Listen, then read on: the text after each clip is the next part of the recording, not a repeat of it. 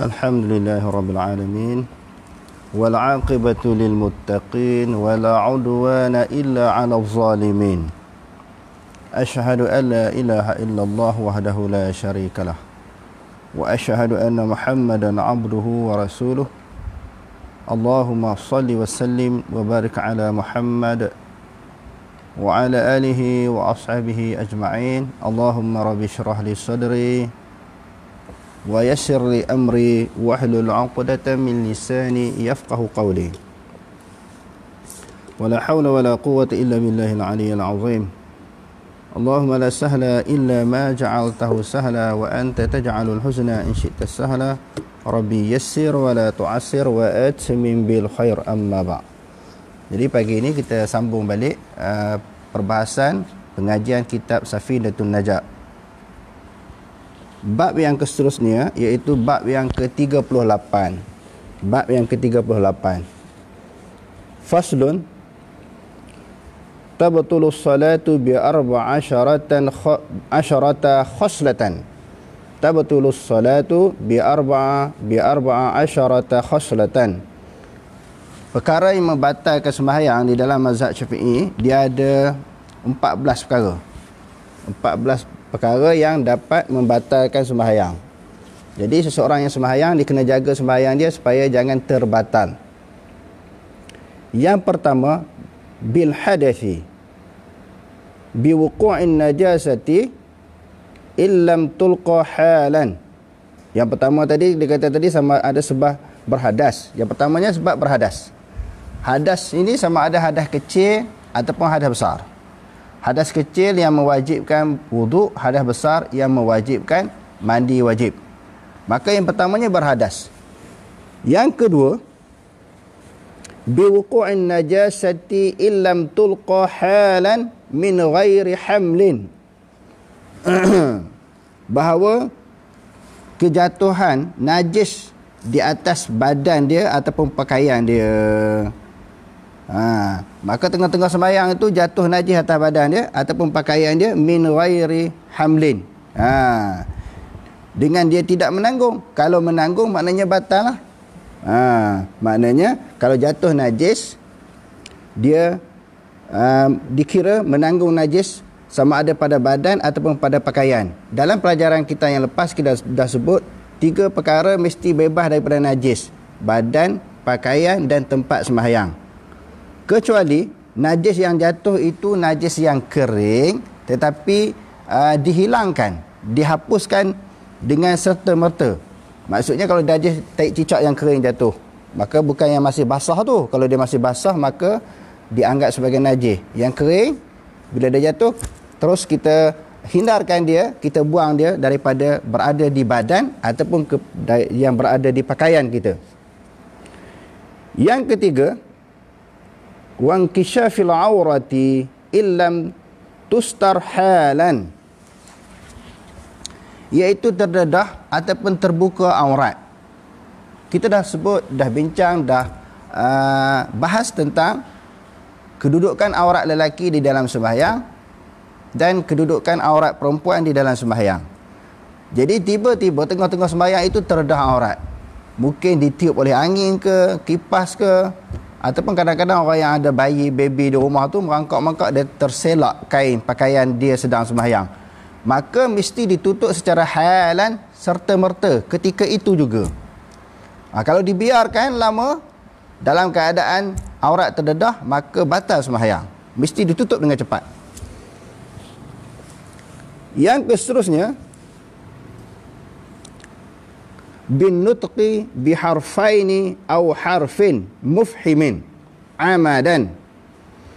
Dia kata di sini yang seterusnya iaitu yang keempat, bertutur dengan 2 huruf ataupun 1 huruf yang boleh memberi faham. Tengah sembahyang ni bercakap, sedangkan percakapan di dalam sembahyang adalah merupakan salah satu daripada perkara yang membatalkan sembahyang. Kan ada hadis yang diriwayatkan oleh Imam Bukhari, bila Rasulullah SAW sakit yang lama kelamaan yang membawa kewafatan beliau. Bila dia sakit, ada hari yang tertentu dia agak segar sikit, agak kuat, dia pergi ke masjid dengan dipapah oleh Saidina Ali dan juga dipapah oleh Ibnu Abbas sampai ke masjid. Jadi bila masuk dalam masjid itu, sahabat nampak Nabi ni dalam anggapan mereka dah sembuh, dah sihat daripada penyakit. Lalu mereka bercakap-cakap tengah sembahyang. Pada ketika itu Saidina Abu Bakar radhiyallahu an menjadi imam, kerana Rasulullah sallallahu alaihi wasallam perintahkan supaya dia jadi imam. Saidina Abu Bakar diperintahkan menjadi imam melalui anak dia. Bila Rasulullah kata murru Abu Bakrin bis salah, bagi tahulah kepada Abu Bakar supaya dia jadi imam sembahyang. Rasulullah bagi tahu kepada isteri dia, yakni Aisyah. Aisyah ni adalah merupakan anak kepada Abu Bakar. Pada peringkat permulaannya, Abu Bakar memang dia tak nak jadi imam sebab dia rasa dia tak layak, kerana Rasulullah masih ada. Rasulullah masih ada. Jadi Aisyah pun faham tentang bagaimana situasi kedudukan ayah dia. Ayah dia memang tak nak sangat jadi imam.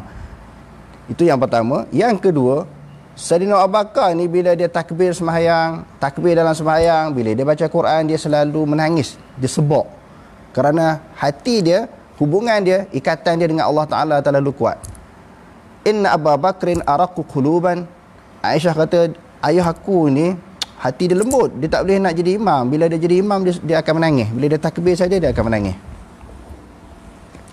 Jadi oleh kerana diulang oleh Nabi SAW beberapa kali supaya beliau menjadi imam, akhirnya Abu Bakar pun bertindaklah menjadi imam.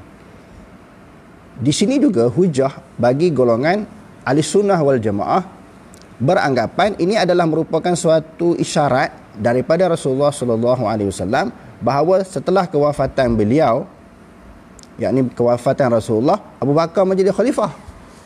Bila Rasulullah uzur, dia akan lantik Abu Bakar, dia tak lantik orang lain. Ini satu isyarat. Dan yang kedua, di dalam waktu yang sama ada sahabat yang dikenali dengan Ubay bin Ka'ab, orang yang aqra'uhum bi kitabillah, yang paling baca Quran paling cantik, paling elok. Tapi Rasulullah tak lantik dia. Tak lantik dia menjadi imam. Kita dah bahas dalam pelajaran-pelajaran kita yang lepas tentang antara orang yang berilmu dengan qari, yang mana paling layak. Sebahagian ulama kata aqra'uhum, di situ orang yang paling ingat Quran, paling baca Quran dengan betul, dengan tajwidnya. Yang tu, sebahagian ulama kata yang tu didahulukan. Daripada hadis yang sama juga, sebahagian ulama kata aqra'uhum bi kitabillah, orang yang paling faham, bukan paling baca betul, paling faham. Dia baca, dia faham. Bila sembahyang ni kita nak bawa, nak sembah kepada Allah Ta'ala, jadi ayat-ayat yang kita baca mestilah kita faham. Golongan yang kedua kata mesti aqra'uhum, orang yang paling faham. Orang yang paling faham maknanya orang yang berilmu. Saidina Abu Bakar adalah orang yang paling berilmu daripada kalangan sahabat. Imam Bukhari meletakkan tajuk di dalam perbahasan siapakah yang paling layak menjadi imam antara qari dengan orang yang berilmu. Lalu Imam Bukhari meletakkan satu tajuk, dia kata ahlul ilmi wal fadli ahaqqu bi imamah. Maknanya orang yang berilmu dan orang yang mempunyai kedudukan yang tinggi di dalam masyarakat, dialah aula paling layak menjadi imam. Yang itu perbahasan di dalam masalah fiqh, siapa yang layak jadi imam. Jadi apa yang kita nak sebut di sini, bahawa Abu Bakar dilantik menjadi imam, lalu jadilah imam, mengimami akan para sahabat. Lalu bila Rasulullah masuk, sahabat bersembang. Rasulullah dah sihat, alhamdulillah, sonok lah kan, tengah-tengah sembahyang tu. Masa tu tak ada lagi larangan tegahan bersembang dalam sembahyang. Lepas habis sembahyang tu Rasulullah ceritalah sesungguhnya sembahyang ini bukanlah merupakan la tasluhu min kalamin nas, bukanlah merupakan suatu jenis percakapan. Sembahyang ni adalah bacaan Quran, zikir tasbih dan sebagainya. Jadi bila masuk apa dia dalam sembahyang, lalu mereka bercakap. Jadi selepas pada itu Rasulullah tegur. Bila Rasulullah SAW tegur sahabat bersembang dalam sembahyang, daripada hadis ini ulama-ulama fiqh ambil istinbat pengajaran hukum bahawa tak boleh bercakap dalam sembahyang. Tak boleh bersembang dalam sembahyang, tak boleh bercakap dalam sembahyang. Jadi ulama letakkan kadar pula. Tak boleh bercakap itu berapa kalimah? Berapa kalimah? Dalam mazhab Syafi'i sama ada dua huruf, bukan kata kalimah, huruf. Biharfaini aw harfin mufhimin amdan. Sama ada dua huruf ataupun satu huruf yang boleh memberi faham. Contohnya apa dia? Satu huruf yang boleh memberi faham. Tengah semayang kita kata qi. Qi maknanya peliharalah olehmu. Sebab ada ayat Quran kan? Ya ayyuhallazina amanu qu anfusakum wa ahlikum nara. Yang tu jamak qi qa qu. Daripada wiqayah kan? Wiqayah, peliharalah. Wiqayah maknanya pelihara. Qi, jagalah, peliharalah olehmu. Maknanya kita dalam sembahyang sebut qi ya. Qi itu maknanya huruf qaf baris bawah. Batal sembahyang. Dalam mazhab Syafi'i. Apa sandarannya daripada hadis tadilah? Sebab apa? Rasulullah larang bersembang ataupun bercakap dalam sembahyang. Yang seterusnya bil muftiri amdan, makan dengan sengaja. Makan dengan sengaja. Hak ni walaupun sikit. Makan dengan sengaja, sikit ni sebiji nasi yang lekat dalam mulut kita, yang masih berbaki dalam mulut kita pun batal. Walaupun sikit dengan sengaja. Kalau sedikit tak sengaja dimaafkan. Wabil aklil kathir nasian. Yang seterusnya makan banyak walaupun terlupa. Makan sesuap nasi ke, sekeping biskut ke, tu dikira banyak. Oh, terlupa tengah sembahyang, batal juga. Batal juga. Walaupun terlupa kerana banyak. Okey, di antara perkara yang batalkan sembahyang lagi dalam mazhab Syafi'i, wa bi thalathi harakatin mutawaliyatin walau sahwan. Dia kata di sini dengan pergerakan 3 kali berturut-turut walaupun dengan lupa. Yang tu dalam mazhab Syafi'i kalau bergerak 3 turut-turut kan, buat macam ni. 1 2 3 batal. Ataupun melangkah 1 2 3 batal. Mengundur pun sama 1 2 3 batal. Kalau nak langkah banyak mana pun tak apa. 1 1 1 1. Tu sampai 1000 langkah pun tak apa. Bagaimana boleh berlaku pergerakan ataupun melangkah dalam sembahyang? Contohnya kita tengah sembahyang berjemaah, tiba-tiba berlaku kekosongan di depan. Sahabat kita ataupun ahli jemaah ni terbatal sembahyang dia, ataupun air sembahyang ni dia keluar. Jadi berlaku kosong di depan. Maka kita melangkah ke depan. Boleh. Ataupun orang yang batal sahabat yang berada di sisi kita. Jadi kita boleh menggerakkan badan kita ataupun langkahan kita untuk memenuhi saf. Jadi bila tempat kita pula kosong, orang lain pula sambung sampai penuh saf ataupun rapat saf, tidak ditinggalkan berlaku kekosongan di dalam saf, maka boleh bergerak. Cuma di dalam mazhab Syafi'i jangan bergerak berturut-turut. 3 langkah, 3 pergerakan berturut-turut. Tetapi mengikut pendapat yang rajih, sebenarnya bergerak berapa kali pun tak apa. Walaupun berturut-turut 10 kali ke 5 kali ke 15 kali ke, kalau sekiranya ada keperluan, keperluan bergerak banyak kali pun tak apa walaupun berturut-turut. Itu pendapat yang paling kuat lah. Sebab Rasulullah SAW pernah melangkah, pernah berjalan di dalam sembahyang, di dalam hadis yang sahih. Bila dia tengah sembahyang, secara kebetulan pintu bilik Rasulullah itu berbetulan dengan kiblat.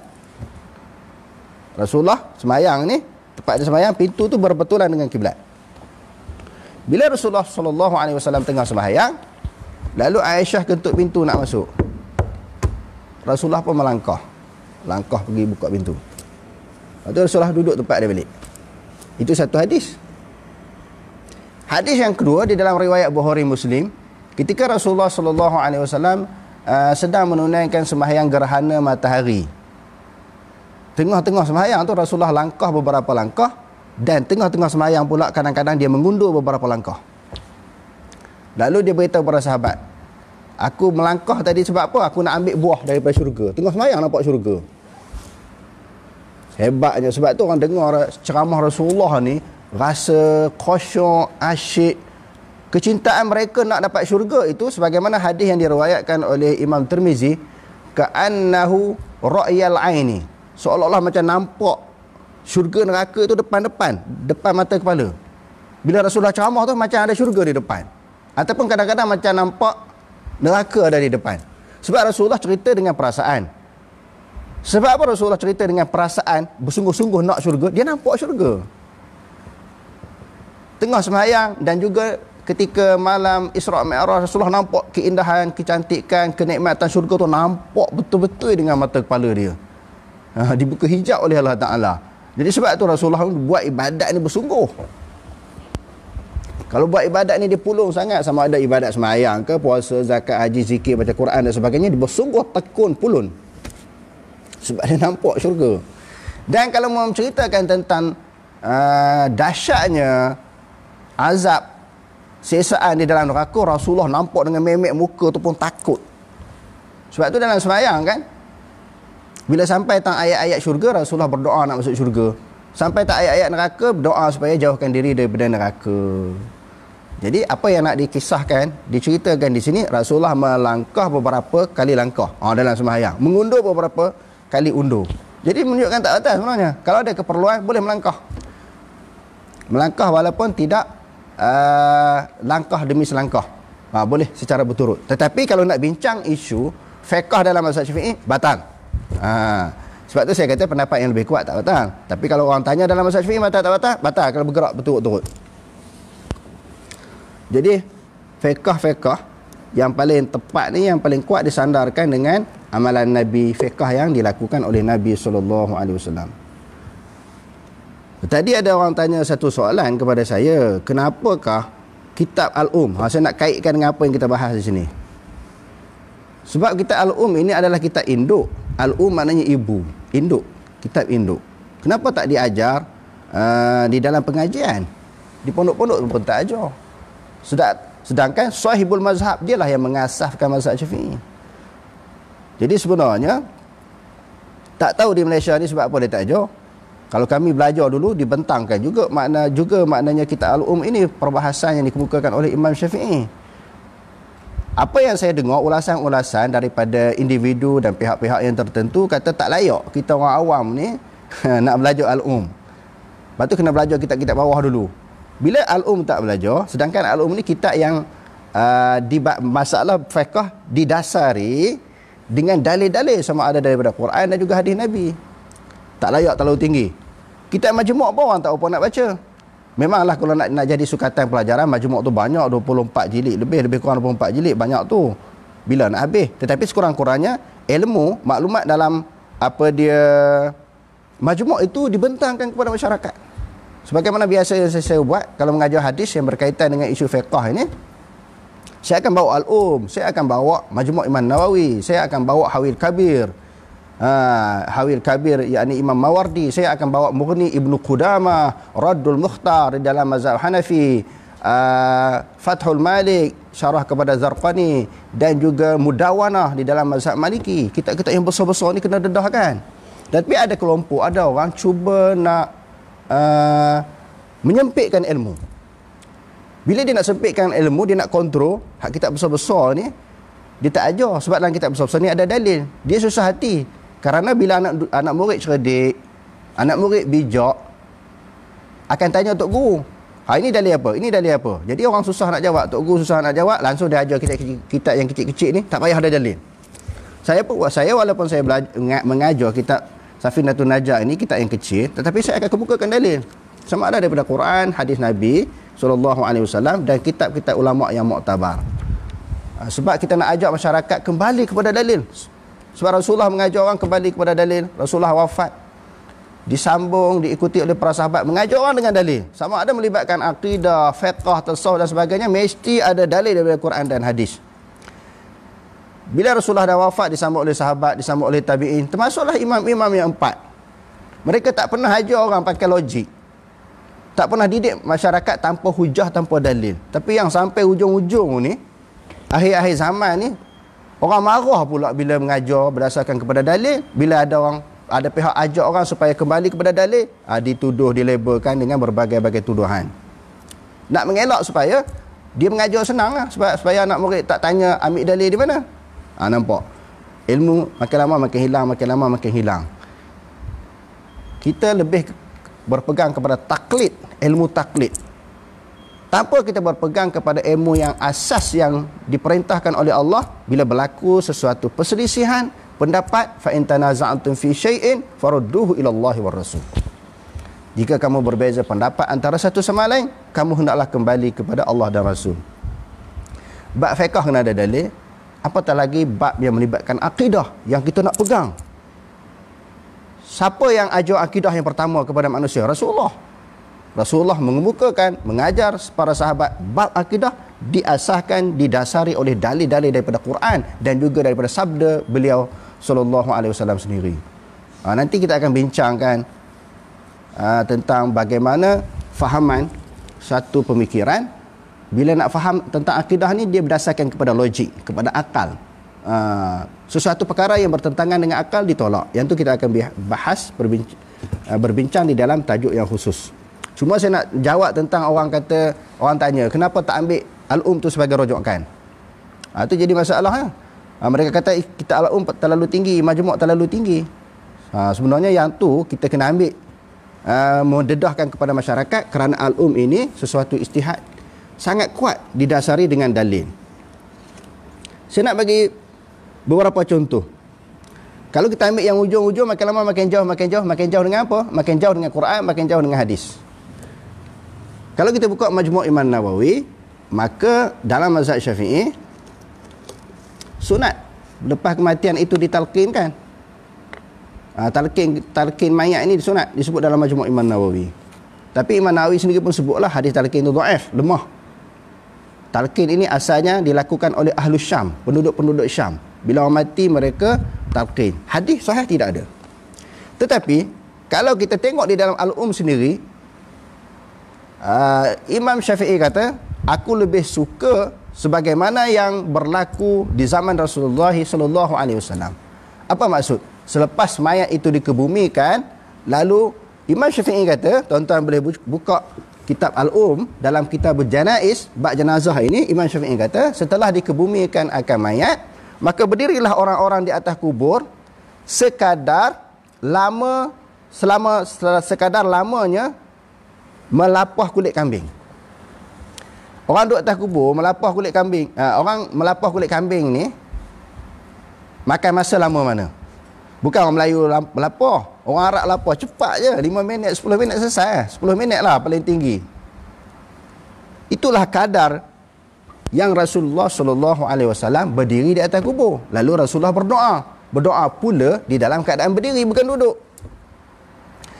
Lalu Imam Syafi'i bawa mari hadis, was'alu li akhikum fa innahu al-an yus'al. Berdoalah kepada Allah Ta'ala untuk saudara kamu yang dikebumikan ini, kerana sekarang dia sedang disoal. Di antara doanya apa? Allahumma tsabbithu bil qawli tsabiti fil hayati dunya wal akhirah. Ya Allah, tetapkanlah, teguhkanlah mayat ini dengan suatu kalimah yang teguh, iaitu la ilaha illallah. Maknanya dia jawab tu jangan goyang. Bila kita dibangkitkan daripada padang mahsyar besok, akan ditanya tentang amalan. Tetapi apabila kita dikebumikan di dalam kubur, akan ditanya tentang akidah. Sebab itu awal-awal agama ni akidah. Mati besok ditanya bab akidah, sebagaimana hadis Bukhari Muslim. Jadi kita doa supaya diberi keteguhan kepada mayat ini, supaya boleh jawab soalan malaikat. Bukan kita pergi ajar dia. Bila datanglah dua malaikat kepada kamu, janganlah kamu takut dan gentar, kerana mereka adalah merupakan makhluk Allah seperti kamu. Dia cakap pandailah, dia duduk atas kubur. Hak orang dalam kubur nak menjawab, dia tak payah jawab, dia pergi ajar. Tak boleh. Atas dunia pun dia mengaji tak mengaji hak mati tadi. Kena ajar dah sebelum mati mengaji. Sebelum mengati dia mengaji. Kita nak ajar ni ketika hidup ni. Mati dia tak perlu ajar lah. Kita doa je kepada Allah Subhanahu Wa Taala. Jadi Imam Syafi'i kata didoakan kerana ada hadis. Nampak? Asal-asal lagu tu Imam Syafi'i direct ambil hadis. Cuma kalau tak jumpa hadis tu dia ijtihad. Tapi bila punya ujung lama, bila sampai dah kepada Imam Nawawi kata boleh lah. Lalu Imam Nawawi mengemukakan hadis, tapi dia kata hadis ni dhaif. Tetapi dalam mazhab Syafi'i lebih merujuk kepada amalan Ahlu Syam. Penduduk-penduduk Syam bila mati mereka buat talqin. Itu dah hujung dah. Sampai kita sekarang ni macam wajib pula. Kalau tak ada talqin, mengamuklah orang kampung macam tanam bangkai je, macam tanam kucing je. Saya ada beberapa pengalaman. Bila orang jemput saya pergi ke kubur, saya pun doa sebagaimana yang diajar oleh Nabi. Saya balik. Lepas tu ada tok lebay lain pula, tok imam, tak sah. Saya buat tadi tak sah. Dia buat talqin pula, meratik pula atas kubur. Orang tengok, dia anggap dah jadi wajib dah. Kalau di kampung-kampung kita tak buat talqin, maka dia mengamuk. Sebab itu menjadi tanggungjawab kepada ustaz-ustaz ni, dia kena dedahkan balik, terangkan balik apa yang diamalkan oleh Nabi SAW dan apa yang dilakukan oleh imam mazhab yang dikata mazhab Syafi'i. Ini kadang-kadang sebenarnya yang menguasai masyarakat bukan ustaz. Yang menguasai masyarakat bukan tok guru. Yang menguasai masyarakat adalah orang awam.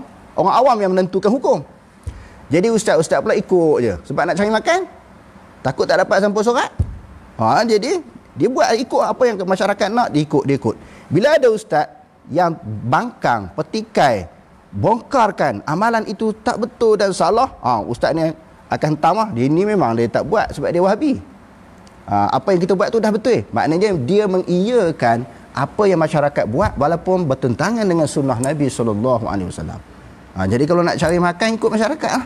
Kita ni, apa yang kita nak dakwah orang, nak dakwah orang masyarakat, orang ramai, kembali kepada Allah, kembali kepada Rasul, kembali kepada pegang kepada Al-Quran dan apa yang diajar oleh Nabi SAW.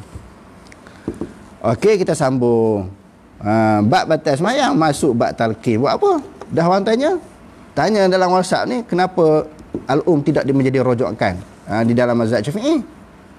Tak diamalkan. Itu saya terang sikit sebanyak. Okey.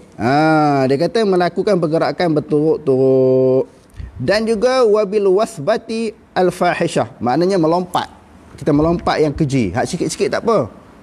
Lompat tiba-tiba saja melompat, tak ada sesuatu keperluan. Tetapi kalau terkejut daripada binatang ke, kita boleh melompat sebenarnya walaupun kuat. Sebab dalam hadis juga, walaupun kita belajar fiqh Syafi'i, kita kaitkan dengan hadis Nabi. Nabi SAW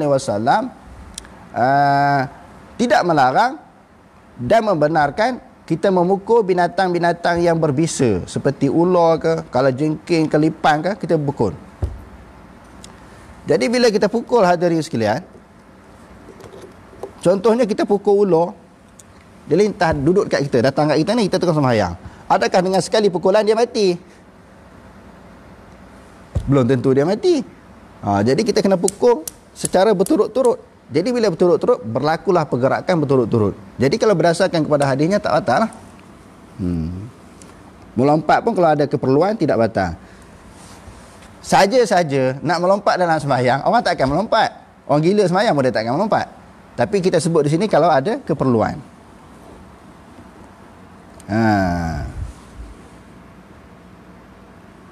Dan juga dia kata wadarbatil mufritah, pukulan yang keras macam saya sebutkan tadi. Kalau dalam mazhab Syafi'i batal. Kalau slow tu tak apa, pang tu batal, pukulan yang keras. Tetapi kalau dalam hadis kata kita nak pukul binatang, dibenarkan kita pukul binatang. Jadi bila kita nak pukul binatang untuk membolehkan dia mati, mesti memberi suatu pukulan yang kuat. Mesti memberi suatu pukulan yang kuat. Yang seterusnya, perkara yang membatalkan sembahyang, wa bi ziyadati ruknin fi'liyin amdan, iaitu dengan menambah rukun fi'li secara sengaja. Rukun fi'li seperti kita kata qiyam ke, rakaat, sujud, i'tidal ni rukun fi'li. Jadi kita tambah rukun. Maknanya rakaat sekali ya, satu rakaat tu sekali rakaat, kita rakaat sampai 2 kali, batal sembahyang. Ataupun tambah rakaat, batal sembahyang.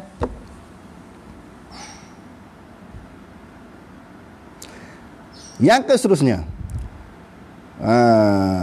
wa taqaddumu ala imamihi bi ruknaini fi'liyaini, kita mendahului akan imam dengan dua rukun. Apa dia? Imam tak rokok lagi, kita rokok, kita tidak, kita sujud. Batal sembahyang.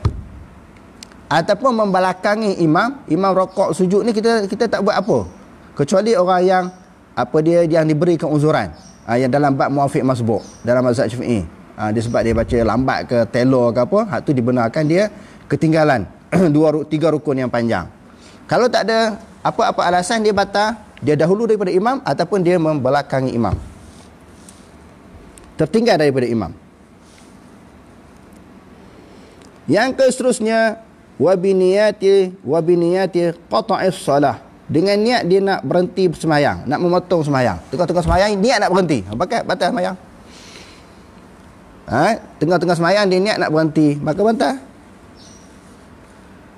Wa bi ta'liqi qat'iha bi syai'in. Tadi niat nak berhenti. Yang kedua, bergantung nak berhenti sembahyang dengan sesuatu. Bergantung nak berhenti sembahyang dengan sesuatu. Tengah-tengah sembahyang ni, kalau hujan turun, baju ada di jemuran. Baju tengah duduk sidai, pakaian disidai di jemuran. Kalau hujan turun, aku nak berhenti sembahyang, batal sembahyang. Ataupun kalau ada orang telefon, aku nak berhenti sembahyang, batal sembahyang. Dia maknanya dia ikatkan, dia gantungkan niat nak berhenti sembahyang dengan sesuatu yang berlaku, maka batal sembahyang. Yang seterusnya, wataraddudu fi qat'iha, taraddud untuk memotong sembahyang ataupun nak berhenti sembahyang. Nak berhenti ke tak nak berhenti? Nak berhenti tak nak berhenti ni, domain taraddud. Ini biasa berlaku orang yang nak terkencing tengah sembahyang, nak buang hadas kecil ataupun hadas besar. Nak berhenti tak nak berhenti? Nak berhenti tak nak berhenti? Kalau nak berhenti, berhenti terus. Kau tak nak berhenti, terus sembahyang. Kau nak berhenti, dia berhentilah. Tapi bila taraddud, nak berhenti ke tak nak berhenti? Nak berhenti ke tak nak berhenti? Maka batal sembahyang di dalam mazhab Syafi'i. Okey.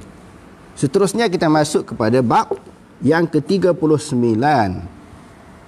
Bab yang ke-39, alladhi yalzamu fihi niyatul imami arba'un, iaitu sesuatu yang mesti diniatkan menjadi imam itu 4 perkara.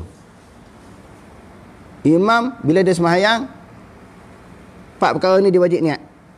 Yang pertama, sembahyang Jumaat. Kalau sembahyang 5 waktu, imam tak wajib niat. Kerana sembahyang 5 waktu ini wajib kepada makmum saja niat. Dan sembahyang 5 waktu, maka boleh sembahyang seorang-seorang. Boleh sembahyang seorang-seorang, sah sembahyang seorang-seorang.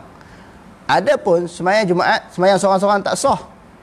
Jadi menjadi kewajipan kepada imam, dia niat dia jadi imam.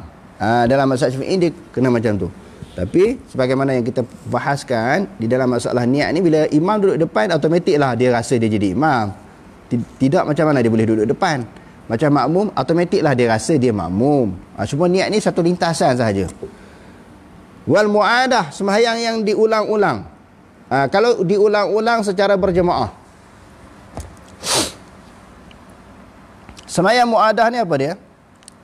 Disunatkan sembahyang kita berulang-ulang beberapa kali sembahyang. Walaupun dah sembahyang Zuhur, lepas tu kalau ada orang datang lagi, kita niat lagi sembahyang.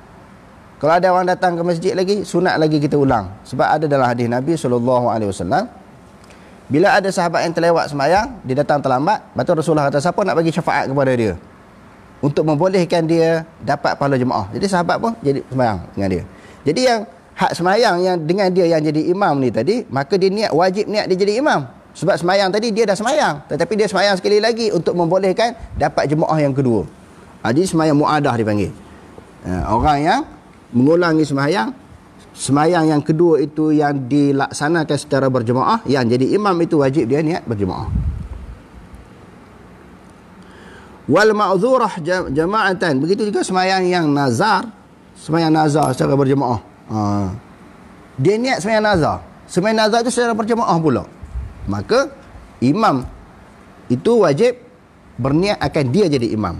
Kalau sembahyang-sembahyang biasa, dia tak wajib niat jadi imam. Makmum saja niat wajib jadi imam. Makmum saja niat mengikut imam. Imam tak wajib. Tetapi 4 jenis sembahyang, sembahyang jemaat, sembahyang ulang, sembahyang yang dinazarkan, maka wajib imam itu niat sebagai imam.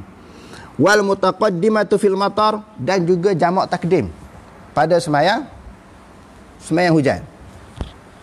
Bukan istisqa, bukan sembahyang minta hujan, sembahyang dengan sebab hujan. Sembahyang dengan sebab hujan ini, orang yang datang ke surau ke masjid, sampai di masjid hujan ataupun tengah-tengah sembahyang hujan, maka dia boleh jamak. Selain daripada musafir, Berlaku hujan juga boleh jamak. Tetapi di dalam mazhab Syafi'i mesti jamak takdim. Sebab apa? Sebab apa nak jamak takdim? Bila-bila dah semayang Zuhur ataupun semayang Maghrib, untuk memudahkan orang tu dia tak payah balik rumah dah. Kalau dia semayang Zuhur balik ke rumah, hujan lebat, dia nak datang pula semayang Asar tu jadi payah. Jadi dia boleh jamak. Boleh jamak kerana hujan. Begitu juga semayang Maghrib, jamak takdim dia panggil. Jadi imam yang mengimami akan semayang jamak takdim, iaitu jamak dengan sebab hujan ini, maka dia wajib niat sebagai imam. Dia wajib niat sebagai imam. Yang seterusnya, faslun syurutul qudwati 11. Dalam mazhab Syafi'i, syarat mengikut imam ada 11. Nak ikut imam pun dia ada syarat juga. Dia ada 11 syarat mengikut imam. Yang pertama, syaratnya apa dia? Alla ya'lamu butlana salati imamih. Yang pertama, dia tidak mengetahui tentang batalnya sembahyang imam. Bihadatsin au ghairihi, dengan sebab hadas ataupun lainnya. Kalau dia tahu imam tu batal, contohnya imam tu tak ambil sembahyang, imam tu ada hadas besar, imam tu ada najis, dia tak boleh ikut. Kalau dia ikut, sembahyang dia tak sah. Kalau dia tahu sembahyang imam itu tak sah, batal, dengan sebab najis ke, tak ada wuduk ke, ataupun dengan hadas ke, maka dia tak boleh ikut. Kalau dia ikut, tak sah sembahyang dia. Yang kedua, wa alla ya'taqida wujuba qada'iha alaihi. Jangan ia meyakini wajib qada sembahyang atas imamnya. Imam tu kalau dia sembahyang, dia kena qada balik. Contohnya apa dia? Contohnya imam sembahyang di dalam keadaan hadas besar. Ini pernah berlaku zaman Rasulullah. Rasulullah nak sembahyang tu teringat dia tak mandi hadas lagi. Maka dia balik mandi hadas. Sahabat nampaklah titisan air daripada rambut Rasulullah ni. Rasulullah baru lepas mandi hadas. Jadi kalau sekiranya makmum tahu imam itu dia wajib sembahyang, dia qada, dia tak boleh ikut. Kecuali dia tak tahu. Dia sembahyang, dia tak tahu imam itu berhadas besar. Dia pun ikutlah imam sembahyang. Selepas sembahyang, selepas bagi salam, tiba-tiba imam teringat, oh tadi terlupa mandi hadas. Maka imam dia wajib qada dalam mazhab Syafi'i. Bagi makmum dia tak wajib qada. Bagi makmum dia tidak wajib qada, kecuali ada sebahagian ulama kata kalau makmum masbuk tu kena qada. Tu sebahagian ulama Syafi'i sebut lagu tu. Jadi maknanya makmum secara umum dia tak wajib qada, sebab dia tak tahu ketika dia semayang itu imam dia berada di dalam keadaan hadas besar. Kalau dia tahu dia tak boleh ikut, kalau dia ikut dia batal. Kalau dia tahu dia tak boleh ikut. Jadi setelah bagi salam, imam kata, Allah, aku terlupa mandi hadas. Maka imam tadi dia baliklah. Dia pergilah mandi hadas, dia semayang. Dia semayang balik. Sebab dia wajib qada, makmum tak wajib qada. Tetapi kalau makmum tahu dia ada hadas, makmum ikut juga, maka tak sah semayang makmum.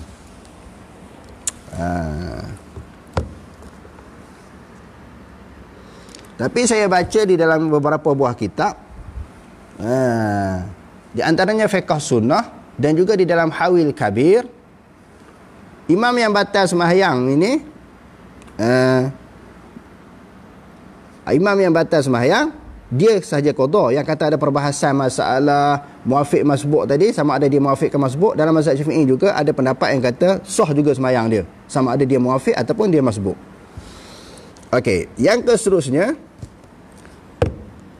wa anna wala yakuna ma'muman. Syarat nak ikut imam itu, yang makmum sendiri dia bukan imam. Kalau dia sendiri dah jadi imam, orang dia ikut dia, tiba-tiba dia nak ikut orang di depan dia, tak sah. Sebab dia dah jadi imam, dia nak ikut orang lain, nak bertindak pula dalam waktu yang sama, dia imam, dia makmum, tak sah sembahyang. Tak sah sembahyang dalam mazhab Syafi'i. Ada pun pendapat sebahagian daripada ulama kata sah seorang imam dia mengikut orang lain. Seorang imam ini tadi dia ikut orang lain ikut dia. Sebahagian pendapat kata sah, dalam mazhab Syafi'i tak sah. Mereka berdalilkan tentang sembahyang Rasulullah dengan para sahabat ketika sakit. Bila Rasulullah datang ke masjid, Abu Bakar mengundur, Rasulullah jadi imam. Maka Abu Bakar mengikut akan Rasulullah, orang lain mengikut akan Abu Bakar. Dalam peristiwa yang Rasulullah sakit yang saya sebutkan tadi, dalam hadis Bukhari Muslim. Jadi ini bab khilaf lah. Kalau dalam mazhab Syafi'i tak sah seorang imam dia ikut orang lain. Kalau sebahagian daripada pendapat ulama kata sah, berdalilkan kepada hadis Bukhari Muslim yang Abu Bakar mengikut Rasulullah dan orang lain mengikut akan Abu Bakar. Wala ummiyan. Tidaklah imam itu ummi. Ummi di sini bukan tak boleh membaca, maka bacaan dia tak cantik, tak elok daripada makmum. Bacaan dia tidak cantik. Kalau makmum itu elok daripada dia, tak sahlah dalam mazhab Syafi'i. Wa an la yataqaddama alaihi fil mauqif. Tidaklah makmum itu mendahului kedudukan dia daripada imam. Ini imam, makmum duduk atas pada imam, tak sah. Jadi bagaimana posisi makmum? Kalau makmum itu ramai, duduk di belakang imam lah. Kalau makmum seorang, bersama dengan imam. Ini imam, makmum bukan belakang sikit. Belakang sikit ada pendapat dalam mazhab Syafi'i, pendapat dalam mazhab Syafi'i. Kalau ikut hadisnya dah sama. Sebab apa sama? Sebab Rasulullah sembahyang di waktu malam, hadis yang diriwayatkan oleh Bukhari Muslim, Ibnu Abbas ni masa tu dia kecil lagi. Apa yang dilakukan oleh Rasulullah dia tiru, dia buat. Dia sembahyang duduk sebelah kiri Rasulullah, Rasulullah tarik tak. Rasulullah tarik letak sebelah kanan. Bila Rasulullah letak sebelah kanan, posisi bahagian kedudukan tak mana? Rasulullah letak sejajar dengan dia. Sejajar dengan dia. Bukan letak Ibnu Abbas di belakang. Lalu hadirin sekalian, ulama-ulama hadis seperti Imam Bukhari rahimahullahu ta'ala. Seperti Imam Bukhari pun meletak tajuk sembahyang bila seorang makmum sama. Bukan ke belakang. Sebab apa? Berdasarkan pada hadis itu. Jadi pendapat yang kuat berdasarkan kepada hadisnya, kalau makmum seorang duduk sama dengan imam, bukan di belakang. Kalau duduk belakang, lagi sah lah. Sama pun sah. Nak ceritanya kalau yang ikut sunnahnya sama. Wa an ya'lama intiqalatil imamih. Maka makmum juga kena tahu syarat sah berjemaah ini. Syarat sah menjadi makmum, qudwah. Makmum kena tahu tentang intiqalat imam, pergerakan imam. Imam raqaq, iktidal, sujud, duduk antara dua sujud, makmum kena tahu. Sama ada mengetahui di sini dengan melihat ataupun dengan mendengar. Macam kita duduk di Mekah, pergi ke Mekah, ke Madinah tu kan. Mana kita tahu, kita tak nampak imam berlaku pergerakan. Tetapi kita tahu dengan cara dengar. Sama ada dengan melihat ataupun dengan dengar. Kalau dia tak tahu, tak boleh.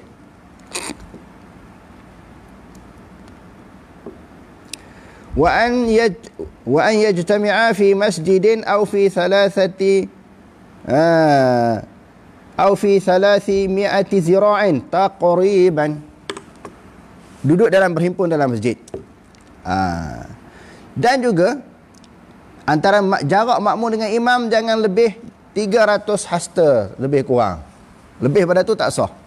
Kalau kurang pada tu sah.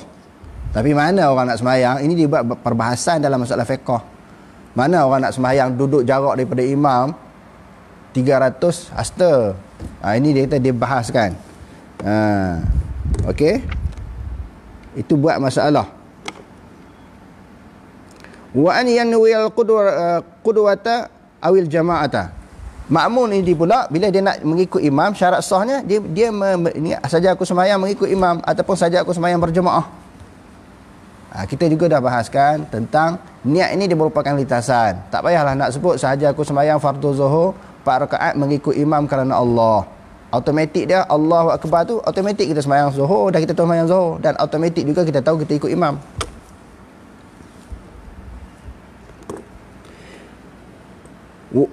Wa an yatawafaqa nazmu salatihi. Maknanya sembahyang imam ini bersesuaian, bertepatan dengan kafiat sembahyang imam. Sembahyang makmum jangan bersalahan dengan sembahyang imam.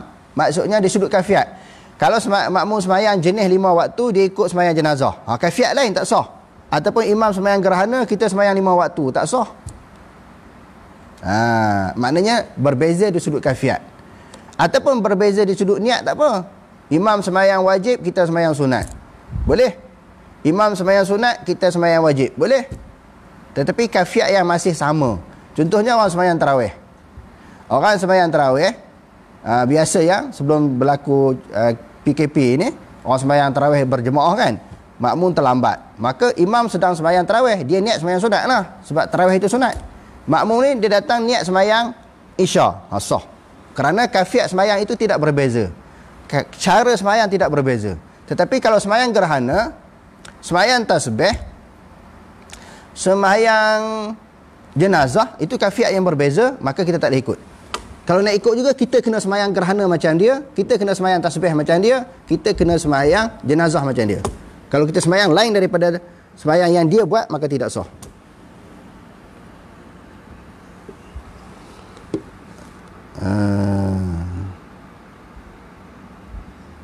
Wa an la yukhalifahu fi sunnatin fahishah al-mukhalafah. Dia kata fahishatil mukhalafah. Janganlah berselisih dengan imam pada sunat yang dikata keji. Dia ada satu istilah dalam mazhab Syafi'i, sunat yang keji. Seperti kita kata dia sujud sawi, kita tak sujud sawi, batal? Dia sujud sawi, kita tak sujud sawi, maka batal. Dia kena ikut. Jadi sekadar itu dulu, wallahu alam. Aqulu qawli hadza wa astaghfirullahal azim li wa lakum. Wassalamu alaikum warahmatullahi taala wabarakatuh.